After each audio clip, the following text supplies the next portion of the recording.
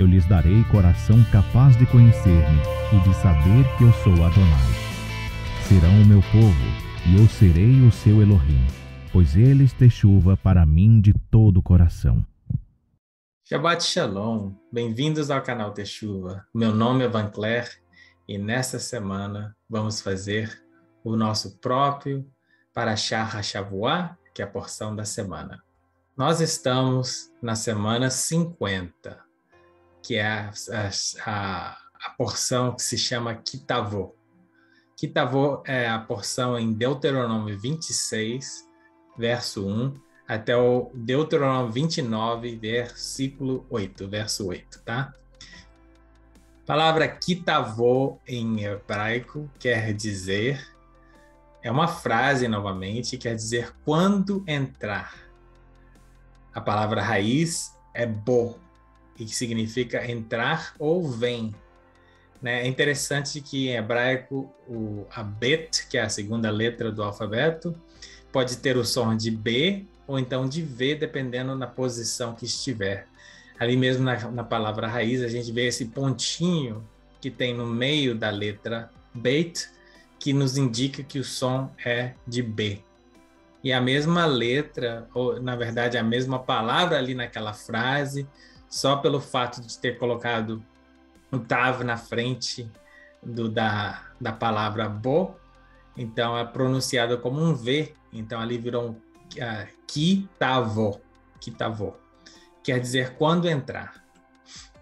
Semana passada foi interessante, porque a gente estudou a porção que se chamava Quando Saírem, né? Especificamente estava falando quando saírem à guerra, né? No contexto que a gente estava lendo, o versículo diz quando saírem à guerra. E nessa semana a gente vê que é quando entrar. E está falando de entrar na Terra Prometida. Após essas batalhas que eles tiveram, dessas guerras, eles estavam agora naquele momento de atravessar o Rio Jordão e entrar na Terra Prometida, né? Então é por isso que essa porção Kitavô é quando entrar. Então a gente vai semana passada a gente aprendeu as instruções que eles tinham quando saíram para a guerra e, como eu disse, várias instruções, vários mandamentos de como tratar o próximo, como julgar o próximo, né? A gente aprendeu que aqueles mandamentos eram para proteger as pessoas mais vulneráveis nas situações e, como todos os ensinamentos do Altíssimo, são sempre coisas boas que protege a nós mesmos e as outras pessoas. Então a gente tem que lembrar que todos os ensinamentos dele, todos os ensinamentos do Criador é para o nosso próprio benefício. Ele não está fazendo nada para nos forçar a fazer coisas que não nos traz benefícios. Então é maravilhoso a gente aprender isso, porque não somente fica mais fácil de obedecer a ele, mas também nos ajuda a entender o caráter dele, quem ele é e como ele age, que ele não faz nada por si próprio, por egoísmo. Ele, sendo o Criador dos céus e da terra, sendo Deus Todo-Poderoso, que é digno de toda a honra, toda a glória e todo louvor, ele sempre está pensando na sua criação, está pensando em outros. E isso é maravilhoso, é algo tremendo. Não há outro Deus além ou maior ou igual ao nosso Deus. Ele é um Deus maravilhoso, um Deus de misericórdia, um Deus de piedade. E todas as suas leis nos traz benefícios, entendendo ou não entendendo às vezes, tá? Na forma mais prática desta semana, nós vamos aprender coisas lindas e preciosas no estudo de hoje e como aplicar isso no dia de hoje. E a versículo-chave que eu tirei da porção dessa semana, que pode ser, assim, são 3 capítulos, né? Então nós podemos tirar muitas coisas desses capítulos, mas as coisas que o Senhor falou ao meu coração, que o Espírito Santo falou ao meu coração para compartilhar, e as coisas que ele me ensinou é o que eu quero compartilhar com você.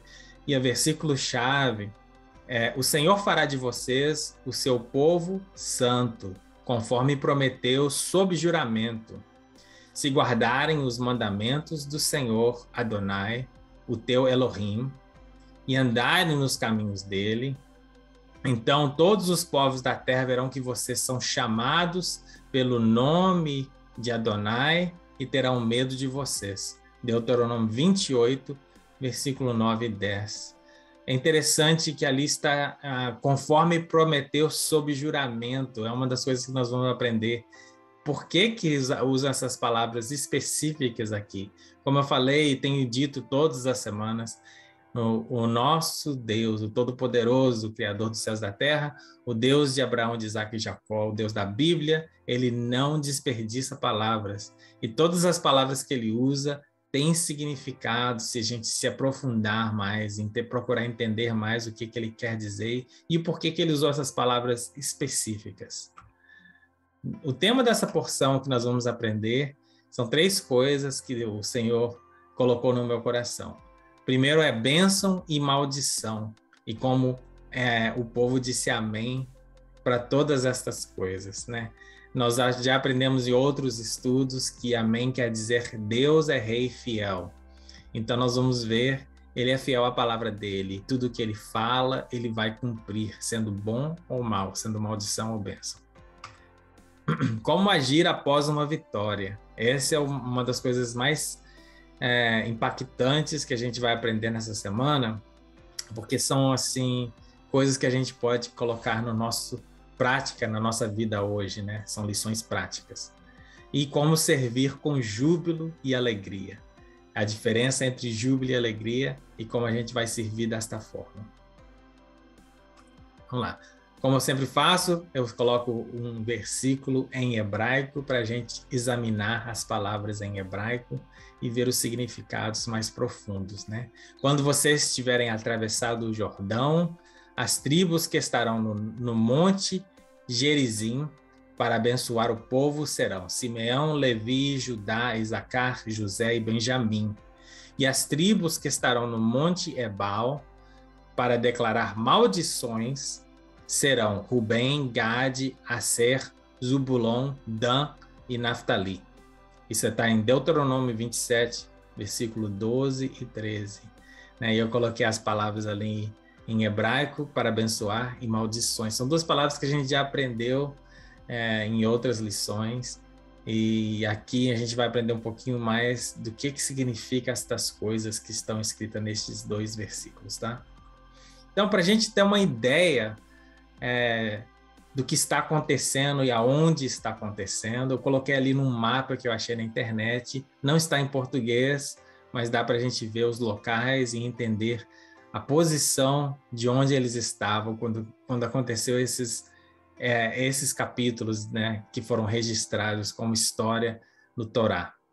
Então ali a gente vê o Monte Ebal ali no norte, bem ao lado esquerdo do Rio Jordão. O Rio Jordão está ali no meio do mapa, e bem à esquerda está o Monte Ebal, e mais para a esquerda a gente vê Samaria, e um pouquinho para o sul de Samaria a gente vê o Monte Gerizim. E uma coisa que eu achei interessante, que não está nas escrituras ali especificamente, é o vale entre essas 2 montanhas, né? E esse vale é o vale de Shechem. Shechem em hebraico, em português é Siquém, conhecido como Siquém. Então ali está, o local desse acontecimento é extremamente importante e contém muito contexto histórico para Israel. Muitas coisas aconteceram nesse mesmo local com o povo de Israel, né? E é isso que a gente vai examinar um pouquinho mais para a gente ver a importância do local. As bênçãos foram pronunciadas na montanha de Gerizim, que está ali mais próximo de Jerusalém, ali no sul, né? Então, ali também já até a posição é interessante porque está mais próxima da cidade do Senhor, a cidade do nosso Deus, Jerusalém. Jerusalém quer dizer cidade de Shalom, ou cidade da paz, cidade da plenitude de Deus. As maldições foram proclamadas na montanha de Ebal, que está, como eu disse, um pouco mais norte e um pouco mais longe de Jerusalém. E o mais interessante é o vale entre as 2 montanhas, que é o vale de Siquém, né, em Shechem em hebraico. Opa! O povo, após atravessar o Jordão, então eles estavam ali do lado direito do mapa que a gente está olhando, e aí eles atravessaram o rio Jordão e se acamparam entre esses dois montes no Vale de Siquém, na base das duas montanhas. Metade das tribos estavam no norte, próximo, no sul, né, próximo ao Monte Gerizim, e a outra metade, ou seja, as seis tribos estavam na base do Monte do Norte. Ou seja, eles não estavam em cima da montanha, eles estavam ali na base daquela montanha, neste vale. A gente tem que lembrar que eram milhões de pessoas que estavam ali peregrinando naquele deserto e que atravessaram.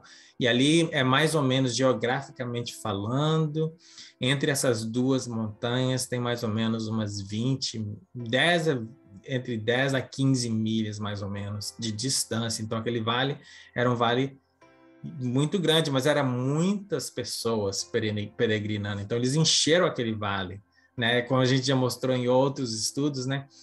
É interessante que eles estavam em uma forma de uma cruz em volta do tabernáculo. E do jeito que eles acamparam ali, se você olhasse de um avião, olhasse por cima, você veria uma cruz. Então a gente tem que lembrar que metade estava para cima e outra metade para baixo, e essa era a posição mais ou menos geográfica que eles estavam.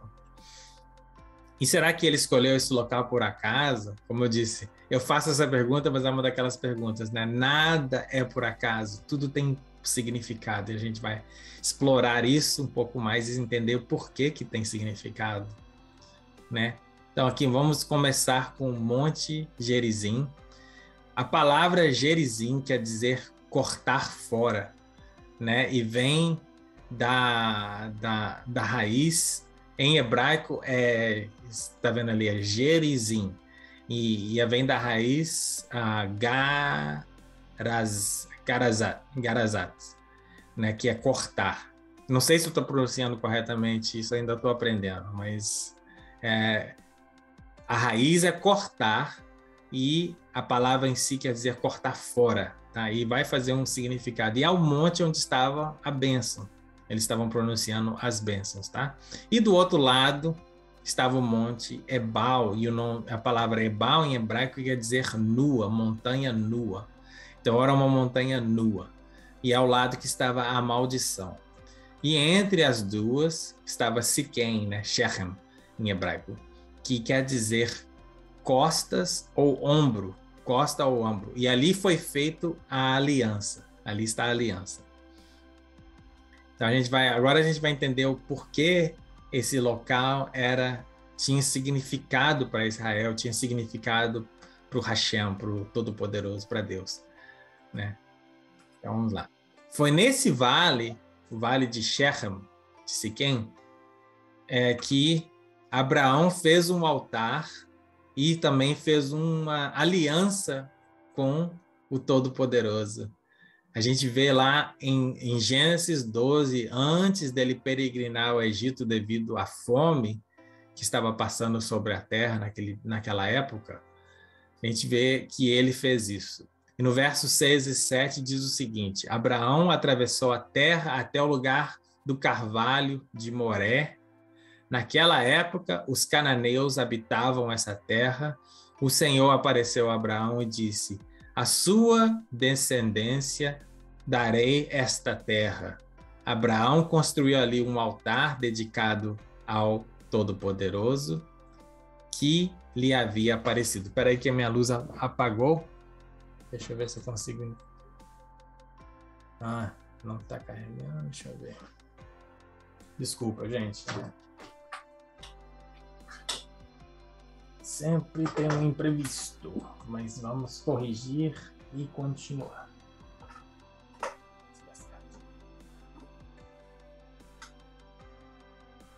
Ok. Desculpa. Vamos ver se vai ficar aceso. Eu não esqueci de pôr ela para carregar, tá? Mas, então tá. Em hebraico, a gente vê esse carvalho de Moré, aonde é localizado. Não está muito claro na tradução, né? Na tradução a gente não vê, mas no hebraico a gente vê, no versículo 6 ali está em hebraico, A palavra que eu coloquei em cor de rosa é Shechem, que a gente acabou de ver, que é Siquém. Então, o Monte de Carvalho era localizado no Vale de Siquém, nesse mesmo local, né? E foi ali que ele fez um voto, uma aliança em um altar com o Altíssimo, que foi a primeira, na verdade, promessa, né? Foi um contrato, né? Mas lembra que a gente leu naquele primeiro versículo que ele falou que era sob juramento? É isso que ele estava falando, sob juramento. O Senhor fez isso sob juramento. Foi ali que ele fez uma aliança, né? O Todo-Poderoso cumpriu os dois lados do sacrifício e da aliança, cortando os animais pela metade. Então, o que aconteceu ali? Abraão trouxe todos esses animais, os animais que Hashem falou para ele trazer, cortou eles no meio, viu a palavra cortou, e colocou cada metade em frente à outra. As aves, porém, ele não cortou, porque Hashem mandou ele trazer certos animais e as aves. Então ele cortou aqueles animais no meio. E era assim que eles faziam contratos naquela época. Contratos sérios, né? Contratos que, se não fossem cumpridos, levava até a morte. Esses animais, eles era simbolicamente falando, cortado no meio, quando eles passavam entre aqueles animais fazendo um X, como eu falei já em outros estudos, que eles faziam um X para fazer um contrato.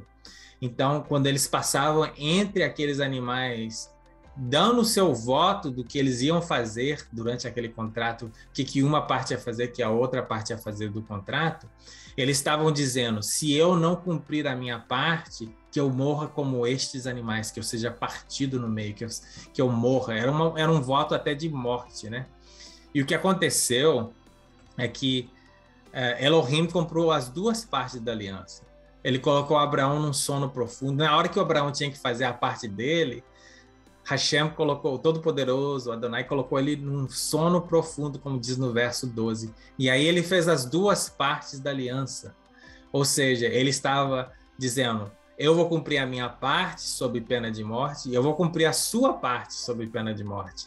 Eu até imagino que ali, quando aconteceu isso, e apagou a luz novamente, quando aconteceu isso, eu acho que eu vou ter que ficar sem a luz, gente. Desculpa. Quando aconteceu isso, vai ficar no escuro, tá? Eu imagino até que foi o Todo-Poderoso que passou por ali, e na segunda parte, na parte de Abraão, foi o nosso Senhor, o Messias, Yeshua. Porque ele, muitas vezes a gente vê que ele aparece no Antigo Testamento, que a gente chama de Antigo Testamento, personificado, ou seja, ele antes de ter nascido, ele desce e ele aparece também nas histórias. Ele já tinha aparecido para Abraão, ele aparece no Antigo Testamento várias vezes. Eu imagino que nesse dia, eu não tenho certeza, eu estou falando isso do que eu senti, né? De lendo aquilo, eu senti e vi aquilo com os meus olhos, e fez sentido que talvez o próprio Messias desceu ali e cumpriu a parte de Abraão, passando por aqueles animais partidos no meio, dizendo, eu vou fazer a minha parte, a parte de Abraão eu vou fazer por ele. É lindo demais, né? Então, por isso que ali, naquele versículo, a gente viu que diz ali que Adonai fez aquilo cumprindo a sua palavra sob juramento. Foi isso que ele estava falando ali, que ele ia cumprir de entregar a terra prometida a Abraão, porque foi o que ele fez ali com aquele contrato. Ele fez as duas partes do contrato. Agora, então, já não é mais um contrato condicional, dependendo do homem fazer a parte dele, mas ele, o Todo-Poderoso, fez as duas partes do contrato, ou seja, era garantido que ia acontecer, né? Outra coisa que aconteceu nesse mesmo vale, né? Jacó comprou uma terra neste local, aonde ele e os seus descendentes são enterrados. A gente vê isso em Gênesis 33, do versículo 2 a 19. Você pode ler depois a história com calma. E foi também o local que ele também fez um altar. Estou falando, esse local especial para Hashem, especial para eles, e para o povo de Israel, historicamente falando. Ele edificou ali um altar e chamou Elohe Israel, né? E em Gênesis 33, versículo 20. Então, depois dele ter comprado aquele local, aquela terra, ele ainda fez um altar também, como Abraão tinha feito. E também é o local cujos ossos de José foram enterrados após eles saírem do Egito. Então, após do êxodo, né, José falou para eles levarem os seus ossos para serem enterrados no lugar onde estavam sendo enterrados os seus antepassados. Então, eles foram para lá. Está em Josué 24, versículo 32, que diz o seguinte: os ossos de José, que os israelitas haviam trazido do Egito, foram enterrados em Siquém, Shechem, no quinhão de terra que Jacó havia comprado dos filhos de Amor, pai de Siquém, por 100 peças de prata. Aquele terreno tornou-se herança dos descendentes de José. Então a gente vê ali várias coisas que já tinham acontecido naquele vale, inclusive a aliança que o Todo-Poderoso fez com Abraão naquele mesmo local, prometendo a eles a terra prometida. E agora que estava se cumprindo a promessa, eles, mais uma vez, pararam naquele mesmo local para fazer mais um altar ao Senhor, mais um altar ao Todo-Poderoso, e ali também fazer o que a gente vai aprender nessa porção, de separar as bênçãos da maldição, né? E falar com o povo para escolher. Então aqui a gente vai ver o primeiro, o monte Gerizim,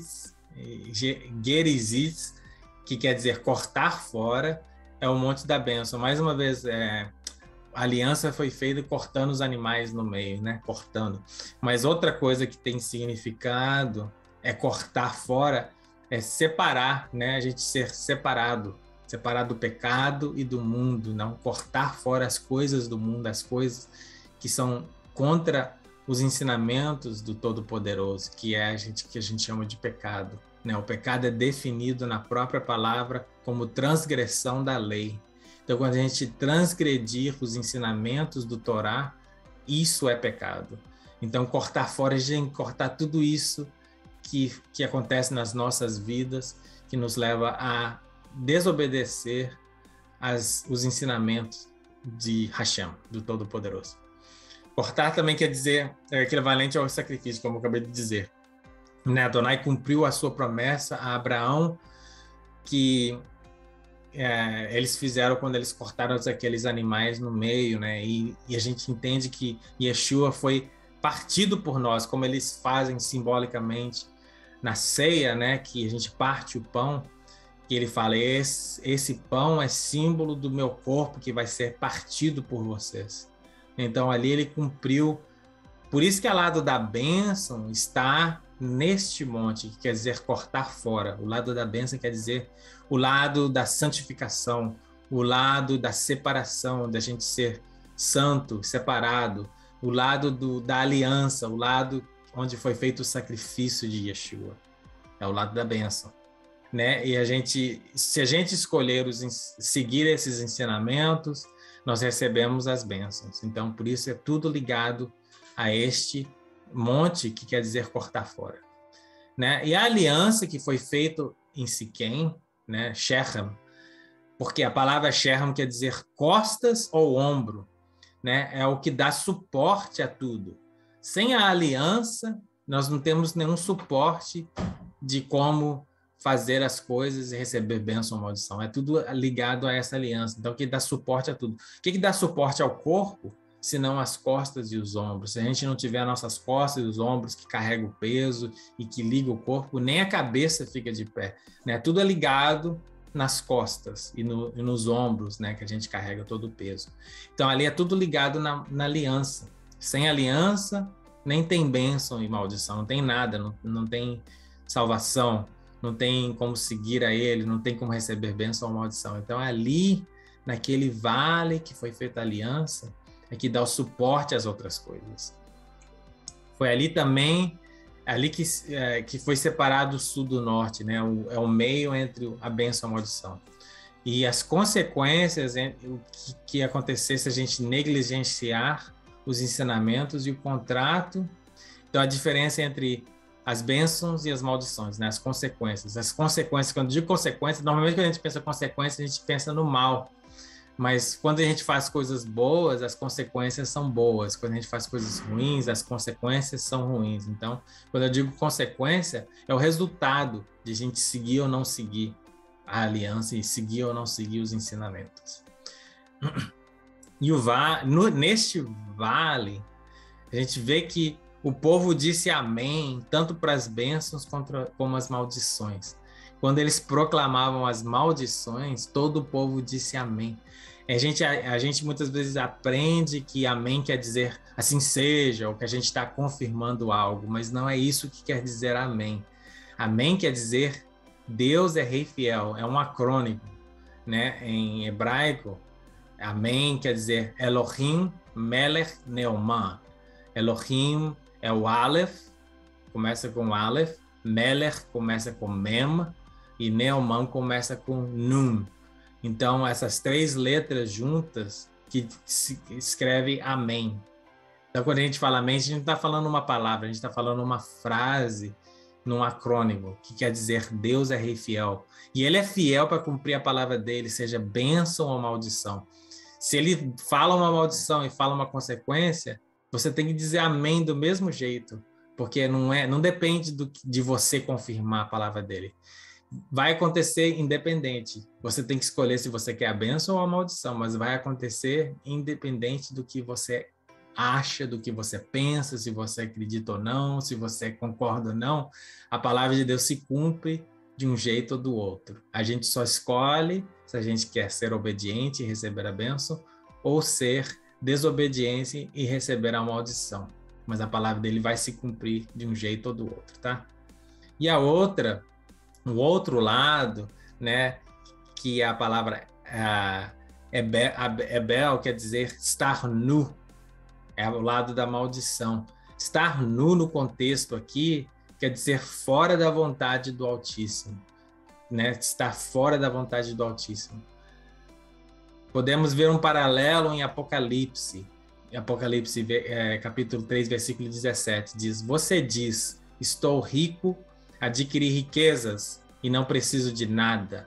Não reconhece, porém, que é miserável, digno de compaixão, pobre, cego e que está nu. Né? Aquela igreja que era uma figura da igreja nos últimos dias que nós estamos vivendo agora, ela se achava autossuficiente, ela tinha riquezas materiais, então ela falava, a gente não precisa de nada, não precisamos de ninguém. Mas no nível espiritual, ela estava nu, estava fora da vontade do Altíssimo, estava miserável e digno de compaixão, pobre e cego. A gente vê tantas coisas que a gente não quer ser comparado a essa igreja, né? A gente não quer ser comparado a este povo, que tem, assim, acho que 3 figuras de igrejas dos últimos dias. E a gente não quer estar nessa igreja que por fora, no material, parece que está tudo bem, está tudo ótimo, né? Como diz lá em Isaías, esse povo me honra com seus lábios, mas o seu coração está longe de mim. Né? A gente não quer fazer parte deste povo. E a gente não quer estar nu quando a gente chegar diante de Deus. A gente vê outro paralelo ali com Adão e Eva. Quando eles transgrediram a lei, que naquela época era só uma lei, não coma desta árvore. Era uma lei bem simples. E quando eles transgrediram aquela lei, ou seja, pecaram, viu? Comer uma fruta não é pecado, mas comer aquela fruta daquela árvore, eles transgrediram a lei, então é pecado, tá? E aí eles viram que estavam nu, né? Porque eles estavam fora agora de comunhão com o Criador, já não tinha mais a comunhão, já não tinha o brilho do Criador sobre eles, e aí eles perceberam que estavam nu, né? E como é que eles foram mais uma vez reconciliaram com o Pai temporariamente? Foi através do sacrifício de um animal, porque Foi ali do animal que Hashem, o Criador, tirou a pele dele, do animal, e cobriu, fez vestes para o homem, uma coisa temporária, né? Mas a gente vê mais uma vez que estar nu diante dele não é algo bom. É porque a gente está fora de comunhão, não estamos mais em comunhão com ele, porque a gente transgrediu a sua lei. Então, por isso que este lado é ligado com as maldições. Se a gente estiver transgredindo os ensinamentos dele, a gente está nu diante dele, nós vamos receber as maldições que foram ali proclamadas, né?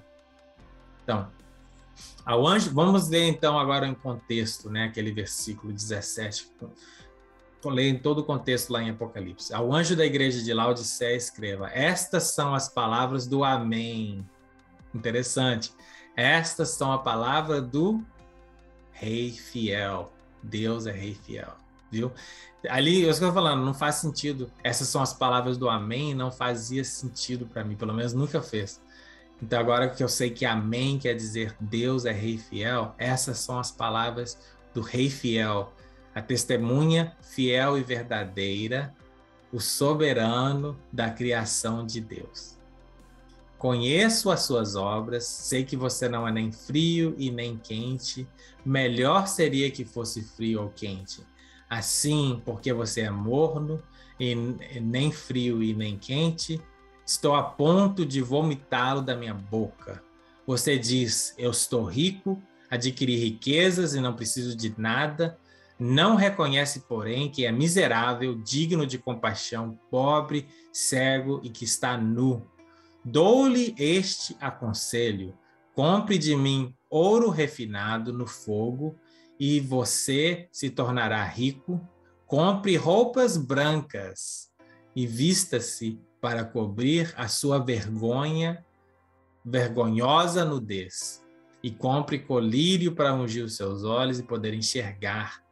Repreendo e disciplino aqueles que eu amo. Por isso, seja diligente e arrependa-se. Teshuva, né? Teshuva e arrependa-se. Então, a gente vê ali que ele está falando para comprar roupas brancas e vesti-las para cobrir a vergonhosa nudez. Muito interessante. Então, como a gente deve agir após uma vitória? Esse tema me chamou muita atenção porque é algo que é uma coisa que acontece com a gente todos os dias, gente. A gente sempre está, quando a gente está passando por certas lutas, né? Não, parece que não é o caso, mas quando nós estamos mais em perigos após receber uma vitória do que quando estamos em uma luta. A gente está em mais perigo, né? Vamos ver por quê. Quando nós estamos no deserto ou em uma luta, nós ficamos totalmente dependentes e ligados ao Criador. Mas após receber a vitória, nós corremos um grande risco de esquecer do nosso Salvador, esquecer de Yeshua. Então, quando a gente está passando por aquela luta, a gente se aproxima mais dele, a gente ora mais, busca mais, jejua, né? Procura ler mais a sua palavra, procura andar retamente diante dele. E aí, quando a gente recebe a vitória, a gente relaxa. A gente esquece. Às vezes não imediato. Às vezes no começo a gente está grato e a gente continua naquele mesmo fervor. Mas quando vai passando o tempo e você fica acostumado e não está vendo mais nenhum problema, a gente tem a tendência de esquecer de onde a gente estava, de onde a gente veio e de onde a gente vai voltar a estar se a gente não continuar andando retamente perante o Senhor, perante o Adonai. O que podemos fazer para ficar ligados a Adonai ao entrar na Terra Prometida, né? Primeiro, é sempre oferecer a Ele os nossos primeiros frutos. Uma maneira de ficar ligado a Ele, a gente fica sempre lembrando de dar a Ele o nosso melhor. Isso quer dizer os primeiros frutos. Deuteronômio 26, versículo 2, diz o seguinte: apanhe alguns dos primeiros frutos de tudo que produzirem na terra que o Senhor, o seu Deus, lhes der e ponha tudo numa cesta. Depois vocês deverão ir ao local que o Senhor, o seu Elohim, escolher para a habitação do seu nome. Então, ali eles já estão tendo instruções de quando eles entrarem na Terra Prometida, a primeira coisa que eles devem fazer e sempre fazer é apresentar os seus primeiros frutos perante Adonai. Primeiro frutos é literalmente a primazia, ou o melhor de tudo que temos. Não traga restos a ele, porque ele vai rejeitar. A gente vê em Gênesis 4, versículos 3 e 5, o contraste entre a oferta de Caim e Abel. Passando algum tempo, Caim trouxe do fruto da terra uma oferta ao Senhor. Abel, por sua vez, trouxe as partes gordas das primeiras crias do seu rebanho. O Senhor aceitou com agrado Abel e a sua oferta, mas não aceitou Caim e a sua oferta, por isso Caim se enfureceu e o seu rosto se transformou. A gente vê, eu já vi muitas pessoas falando, porque o Criador recebeu a oferta de Abel e não de Caim, porque a oferta de Abel foi a oferta de sangue, foi uma oferta de um sacrifício de um animal, mas não é isso, porque muitas das ofertas, dos ensinamentos de Adonai, ele nos instrui a ofertas de cereais, ofertas de frutos, né? Então não quer dizer, o que fez ele rejeitar a oferta de Caim é que ele trouxe o fruto da terra que ele tinha. Não diz ali que ele trouxe as primícias, não trouxe o melhor do que ele tinha, ele simplesmente trouxe uma oferta. Ou seja, foi assim algo que ele não foi um sacrifício verdadeiro, não foi algo que veio do seu esforço, não foi o seu melhor. E a diferença é que Abel trouxe as partes gordas das primeiras crias do seu rebanho. Ou seja, não somente ele trouxe das primeiras crias, que é a primazia, mas ele também trouxe as partes gordas, as melhores partes, para fazer aquele holocausto ao Senhor. Por isso que ele aceitou a oferta de Abel e não de Caim. Não tem nada a ver de ser fruto e sacrifício de animal. Foi a primazia. Então a gente deve lembrar disso, que a gente deve sempre dar o nosso melhor. A gente deve sempre dar aquilo que o nosso melhor, não dar restos para o Senhor. Por isso que eu gosto de buscar a Ele de manhã, bem cedo, porque ainda é o meu melhor ainda, estou ainda bem fresco, é a melhor parte do dia, e eu ofereço isso a Ele, né? E assim, tudo que a gente der para Ele, que a gente dê o nosso melhor. Quando eu faço os estudos, eu gosto de fazer os meus estudos, por mais que demore, né? Porque, por exemplo, eu fiz esse estudo ontem no Shabat, mas não deu tempo, foi tão longo que não deu tempo de eu colocar no Shabat, estou colocando hoje, né? Mas é o estudo da porção do Shabat, que eu fiz no Shabat ao Senhor. Mas assim, eu não faço nenhum estudo se não for o meu melhor. Se não tiver o meu melhor, eu não coloco, eu não faço. Eu prefiro pular aquela semana se não deu tempo. O Senhor, Ele entende e conhece, né, as coisas que a gente passa no dia a dia. Ele entende que nós temos coisas que acontecem que a gente não planejou.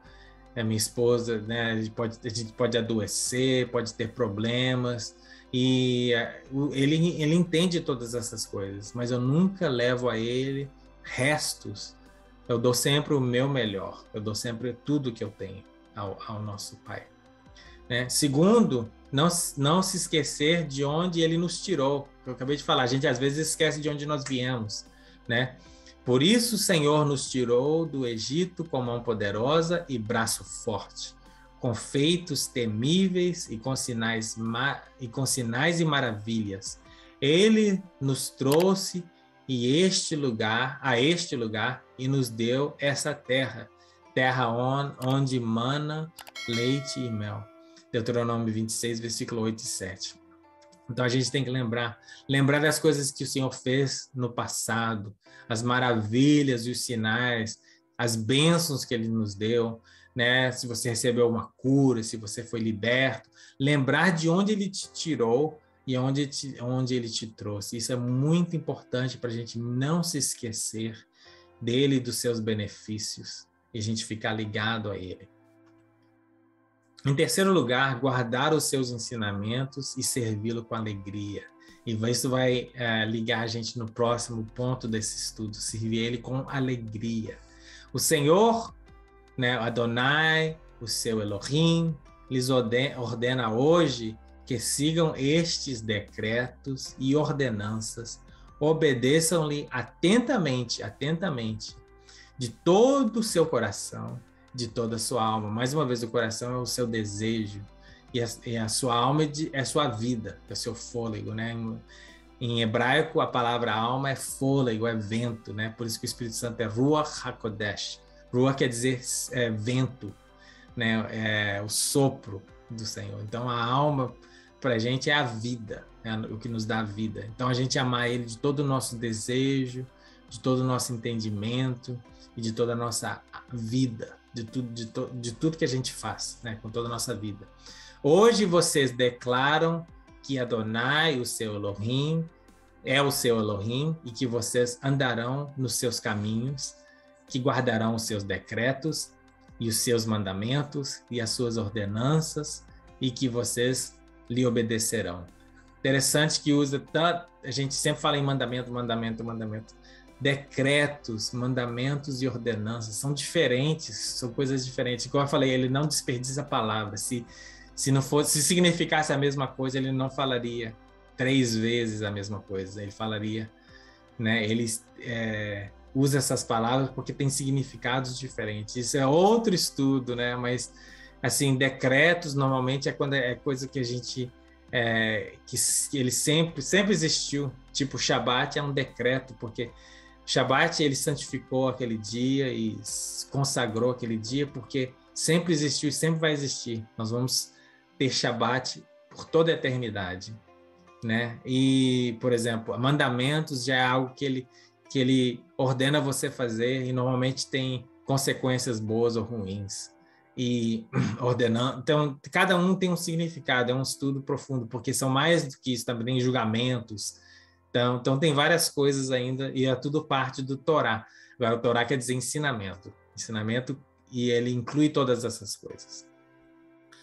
Quarta coisa que você pode fazer para se permanecer ligado a ele após a vitória é levantar um altar a ele e escrever as suas leis neste altar, né? Aí está em Deuteronômio 27, versículo 3. Escrevam nelas todas as palavras desta lei, assim que tiverem atravessado para entrar na terra que Adonai, o seu Elohim, lhes dá, terra onde mana leite e mel, como Adonai, o Elohim dos seus antepassados, lhes prometeu. Então, mais uma vez, né? Escrever as suas palavras, escrever a sua lei, para você não esquecer delas, para você sempre lembrar. Isso é coisa que você pode fazer diariamente, é coisa que você pode estudar diariamente, né? Mas o interessante é que a nova aliança, o Brit Hadashah, que é a nova aliança, é escrever as leis dele no nosso coração, né? Escrever as leis dele no nosso coração. E como é que a gente faz isso? Praticando a lei dele. Praticando todos os dias a lei dele até que vire o nosso desejo, porque está escrito no nosso coração. Nós passamos a desejar as mesmas coisas que ele e ser como o Melech Davi, que é o rei Davi, que tinha um coração segundo o coração do Pai. Era por isso, porque ele todos os dias praticava os ensinamentos dele de uma forma que os desejos dele se alinharam com o do Pai. Né? Ali está o versículo 8 do capítulo 27. E nessas pedras que levantarem, que é o altar, vocês escreverão com bastante clareza todas as palavras dessa lei. Interessante, com bastante clareza, ou seja, é realmente entender, entender mesmo de todo o seu entendimento o que ele está dizendo, ser bem claro, estudar aquilo até que vire algo que você entenda plenamente, compreenda plenamente os ensinamentos dele. Para que tudo isso? O Altíssimo já sabia que o maior perigo que seu povo ia enfrentar após entrar na Terra Prometida, o maior inimigo deles não eram os povos pagãos, não eram os exércitos que vinham contra ele, não eram os gigantes. O maior problema, o maior inimigo deles era o comodismo. A gente se esquece de tudo, a gente se esquece das coisas. É um comodismo. Se não cuidar e vigiar, nós sempre esquecemos, sempre. Isso é a natureza humana, nós sempre esquecemos. Se a gente não cuidar e não vigiar, a gente vai esquecer. E ele advertiu o povo disso várias vezes. A gente vai ver, porque tudo isso antes dele chegar na Terra Prometida. Ele falou várias vezes com o povo, né? Deuteronômio 6, 20 capítulos, quase 18 capítulos antes desse, né? Muito tempo passou. Mas já lá em Deuteronômio 6, versículos 10 e 13, ele disse: o Adonai, o seu Elohim, os conduzirá à terra que jurou aos seus antepassados, Abraão, Isaque e Jacó, que daria a vocês. Terra com grandes e boas cidades que vocês não construíram. Ou seja, eles vão pegar cidades de outras pessoas que já estavam construídas, com casas cheias de tudo do que há de melhor, de coisas que vocês não produziram, com cisternas que vocês não cavaram, com vinhas e oliveiras que vocês não plantaram. Ou seja, tudo isso ia ser dado a eles depois deles derrotarem aquele povo que já haviam feito tudo isso. Esse é o bom, o melhor para o povo, né? Quando isso acontecer, né?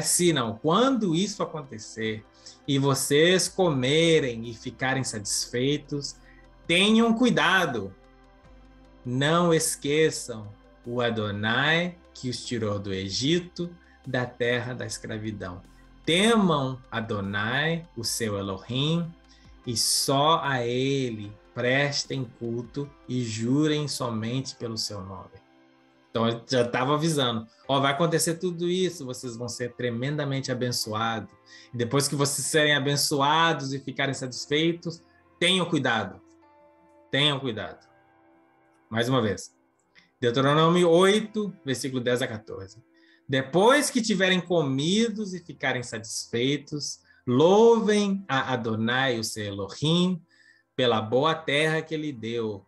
Tomem o cuidado de não esquecer de Adonai, o seu Elohim, deixando de obedecer os seus mandamentos, as suas ordenanças e os seus decretos que hoje lhes ordeno. Não aconteça que depois de terem comido, até ficarem satisfeitos, de terem construído boas casas e nelas morado, de aumentarem os seus rebanhos, a sua prata, o seu ouro e tudo dos seus bens, o seu coração fique orgulhoso e vocês se esqueçam de Adonai, do seu Elohim, que os tirou do Egito, da terra de escravidão. Daí já avisou duas vezes. Mais uma vez. Deuteronômio 26, versículo 13. Por isso devemos sempre fazer conforme ele nos ensina. Né? Depois digam ao Senhor, o seu Elohim: retirei da minha casa a porção sagrada e dei ao levita, ao estrangeiro, ao órfão e à viúva, de acordo com tudo o que ordenaste. Não me afastei dos seus mandamentos, nem esqueci nenhum deles. Né? Então aí ele está dizendo o que a gente deve fazer, para não esquecer dele. Mais uma vez, é dar o nosso melhor, seguir as suas leis e não esquecer de nenhum deles, nenhuma das leis dele. Porque a ênfase em servir ele com júbilo e alegria, né? Eu podia falar, a gente deve simplesmente servir a ele, mas não é o suficiente. Nós temos que servir a ele com júbilo e alegria. Uma vez que vocês não serviram com júbilo e alegria ao Adonai, o seu Elohim, na época da prosperidade Então, em meio à fome e à sede, em nudez e pobreza extrema, vocês servirão aos inimigos que Adonai enviará contra vocês. Viu? O próprio Adonai vai enviar os inimigos. E ele porá um jugo de ferro sobre o seu pescoço, até que os tenham destruído. Deuteronômio 28, versículos 47 e 48. Gente, olha que coisa. Uma vez que vocês não serviram com júbilo e alegria a Adonai. Não está falando ali que vocês não serviram ele. Não serviram ele com júbilo e alegria. A palavra para júbilo em hebraico é samear, e não quer dizer um sentimento de alegria, mas uma atitude no seu interior. Né? Se escreve assim, o shin, o mem e o rei é a palavra samear. Agora, ninguém consegue estar alegre o tempo todo. Não está falando de sentimento, a gente não está sempre alegre, né? É praticamente impossível a gente ficar alegre o tempo todo. No tempo que a gente está doente, está passando por lutas, tremendas lutas, passando por dificuldades, sentindo dor, é praticamente impossível a gente ficar alegre. Mas a palavra ali não está falando para a gente ser alegre, está falando para a gente ter júbilo. Esse tipo de alegria é uma atitude, não é somente um sentimento, é uma atitude. Júbilo, em hebraico, é quase a mesma palavra para crescimento. Se a gente trocar a primeira letra da palavra de um shin para um tsari, né? E a gente aprendeu que o tsari é a letra que simbolicamente é simbólica de uma pessoa justa e humilde, uma pessoa que anda no caminho reto. Então, se a gente trocar aquela primeira letra, né, aí a palavra agora é zamar. Não sei se estou pronunciando correto, mas desculpa. Acho que é zamer. Né? E agora a palavra não quer dizer mais júbilo, mas quer dizer crescimento. E existe uma ligação entre essas duas palavras em hebraico, né? Simplesmente trocando uma letra, mas elas são ligadas. Veja a ligação entre essas duas palavras, né? E como os outros versículos aqui que eu vou ler fazem mais sentido com essa ligação. Meus irmãos, considerem motivo de grande alegria o fato de passarem por diversas provações, pois vocês sabem que a prova da sua fé produz perseverança. Tiago 1, versículos 2 e 3. Então, ali a gente vê que aquela palavra alegria ali é essa, samear. Tá? É um júbilo, é uma alegria, um júbilo, não é um sentimento. Então, a gente tem que considerar motivo de grande júbilo, né? Por quê? Porque a gente sabe que aquilo vai produzir crescimento, por isso que eu pus em verde ali, vai produzir perseverança. Então, o júbilo produz crescimento espiritual, crescimento. Tendo os olhos fitos em Jesus, autor e consumador da nossa fé, ele, pela alegria que lhe fora proposta, suportou a cruz, desprezando a vergonha, e assentou-se à direita do trono de Adonai, do Todo-Poderoso. Então, ali, mais uma vez, né? Ele, pela alegria que lhe fora proposta, a gente vê ali, a gente sabe muito bem que até mesmo antes dele enfrentar a cruz, ele pediu ao Pai, se fosse possível, que afastasse dele este cálice, né? Que se tivesse outra maneira de realizar e fazer esse contrato se realizar e se cumprir, que ele estava pedindo ao Pai para lhe oferecer essa outra maneira, mas ele falou mas seja feita a tua vontade. Então, a gente sabe que ele não foi para a cruz com alegria, mas ele foi com júbilo, porque esse júbilo, essa atitude, né? Ele sabia o que ia produzir, a cruz ia produzir, né? Que ia trazer, ia salvar a sua criação, do sofrimento eterno, que o Pai ia derramar sobre eles toda a sua ira para que a gente não tivesse que passar por aquilo. Então, ele foi com júbilo, ele foi à cruz com júbilo, né? Ele está alegria, mas ele foi com júbilo. Interessante que diz que o júbilo que lhe fora proposta, ou seja, foi algo que foi dado a ele. A gente vai aprender mais sobre isso daqui a pouco. E por último, e Neemias acrescentou: podem sair e comam e bebam do melhor que tiverem, e repartam com os que nada têm preparado. Este dia é consagrado ao nosso Adonai. Não se entristeçam, porque a alegria do Senhor os fortalecerá. Em algumas versões até diz: a alegria do Senhor é a nossa força, é mais conhecido assim. Esse Neemias 8, versículo 10 é muito usado, a gente fala muito. A alegria do Senhor é a nossa força, a alegria do Senhor é a nossa força. Mais uma vez, essa alegria que está falando ali é o júbilo, é essa palavra em hebraico, júbilo. É uma atitude. Essa atitude de ter a alegria, essa atitude de enfrentar tudo na vida com esse tipo de alegria é que nos dá o crescimento, é que nos dá, que produz algo bom, que nos dá algo bom no final, um resultado bom.